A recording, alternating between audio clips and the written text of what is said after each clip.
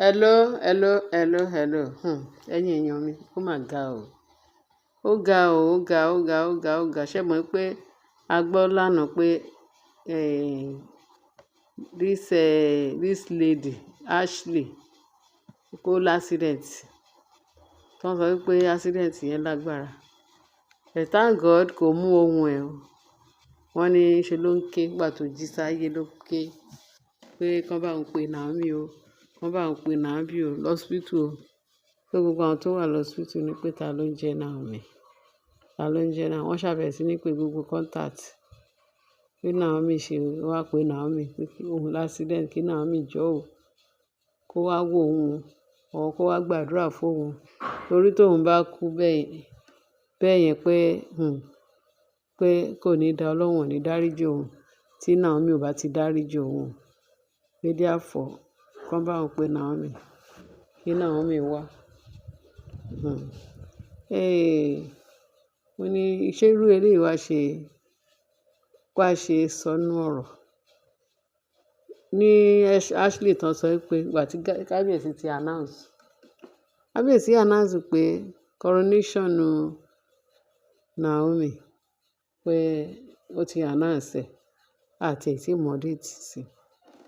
Ẹ̀tàn wọn ló ti announce ẹ̀. Wọ́n ní bó ṣe announce ẹ̀ tán bí Ashley ṣe lọ bá kábíyèsí pé àfìgbà tí kábíyèsí fẹ́ ṣe coronation fún Naomi, ó ní kì í ṣe ìṣojú òun yìí.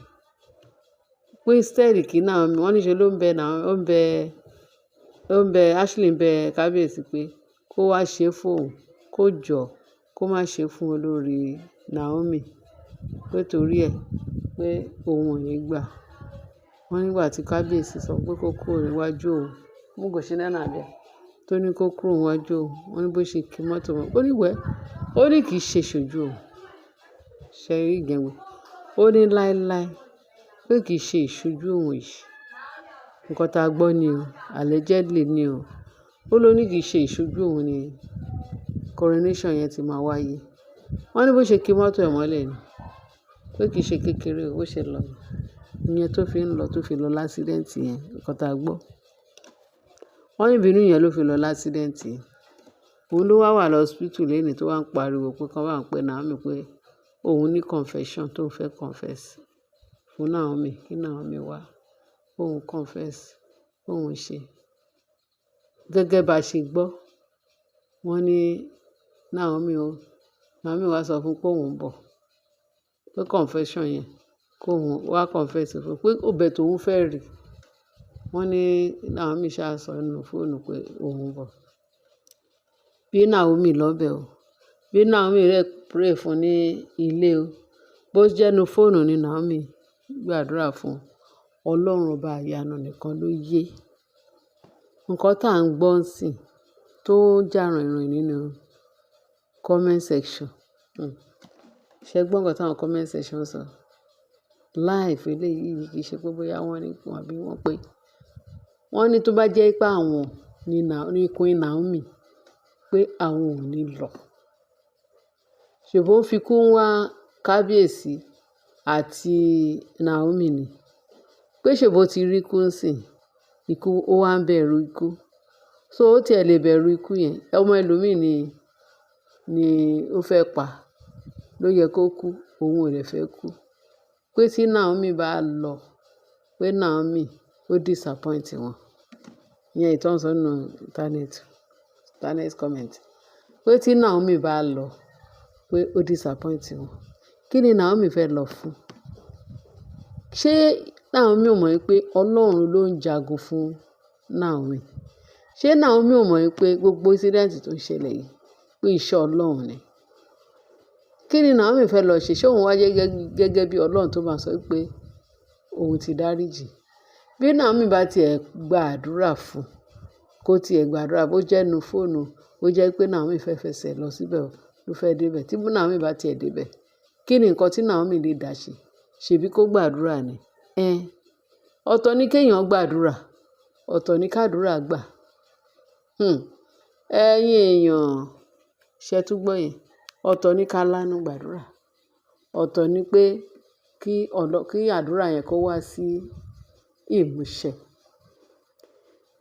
Dídà tèmi, èmi ò ní kí Naomi má gbàdúrà o. Èmi ò ní kí Naomi má lọ bẹ̀ o. But àwọn èèyàn tó wà nínú íńtánẹ́ẹ̀tì tó ń sọ, wọ́n ní tí Naomi bá lọ bẹ̀, pé kó má lọ jẹ́ pé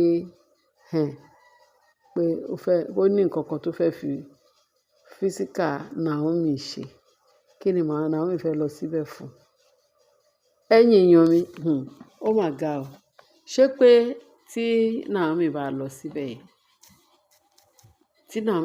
síbẹ̀ láti lọ ṣe kí ni? Èmi fẹ́ pé kí gbogbo wa ká jọ jókòó, ká ro nǹkan tá a fẹ́ sọ, ká dẹ̀ ro bá ṣe fẹ́ sọ, ká dẹ̀ gba ẹ̀mí Ọlọ́run láàyè kó dẹ̀ rán wa létí. Lóòótọ́ o, Ọlọ́run wa ọba aláàánú ni. Ọlọ́run wa ọba aláàánú ni. Tí Naomi bá tiẹ̀ lọ síbẹ̀ yẹn, kó tiẹ̀ nídìí kó tiẹ̀ lọ gẹ́gẹ́ bí ẹ̀yin èèyàn wa. Inú àwọn nǹkan tá à ń gbọ́ nínú kọ́mẹ̀ntì. Kò nídìí kí Naomi lọ. Tí Naomi bá lọ, is of no use. Tó bá lọ, ó yìí pé ju pé kó lọ físíkà, kó lọ wo àwòrán Naomi, kó wo bí pregnancy ẹ̀ ṣe tóbi tó, kó wo bó ṣe size tó. Ọ̀tọ̀ ni kéèyàn gbàdúrà gẹ́gẹ́ bí mo ṣe sọ. Ọ̀tọ̀ ni kí àdúrà gbà. Tí ẹni tí ò ń gbàdúrà fún tó bá ti yọ inú ẹ̀, tó bá ti ṣe ìrònúpìwàdà from bottom of her heart, báwo ni irú àdúrà yẹn ṣe fẹ́ gbà? Ṣé kìí ṣe pé a fẹ́ waste time ara wa? Ẹ jọ̀ọ́, ẹ jẹ́ ká sọ òótọ́ síbi tọ́rọ̀ wà. Ọlọ́run lọba olùṣẹ́gun, Ọlọ́run lọba tó ń gbàdúrà.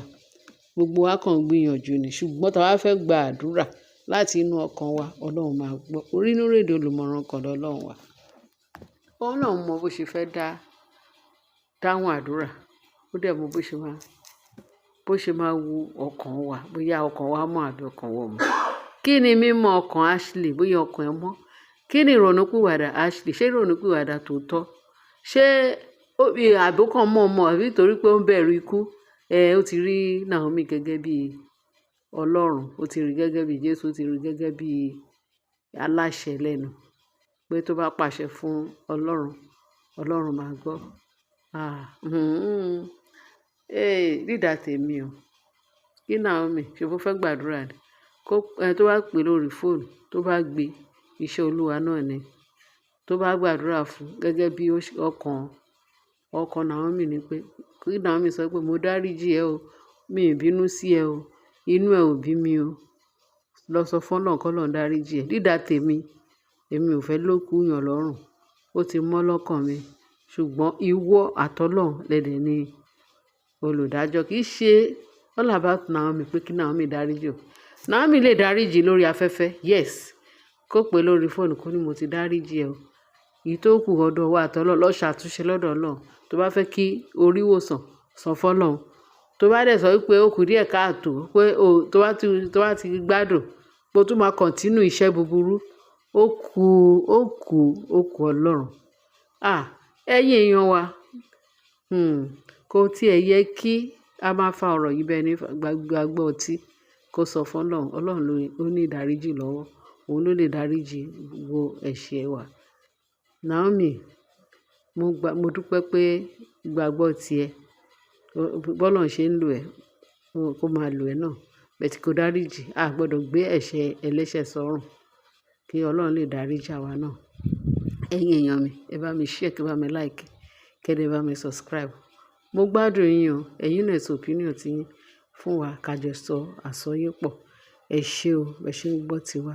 Ẹ sì ń bá mi subscribe, tẹ́ ẹ bá mi share, tẹ́ ẹ bá mi love ẹ̀.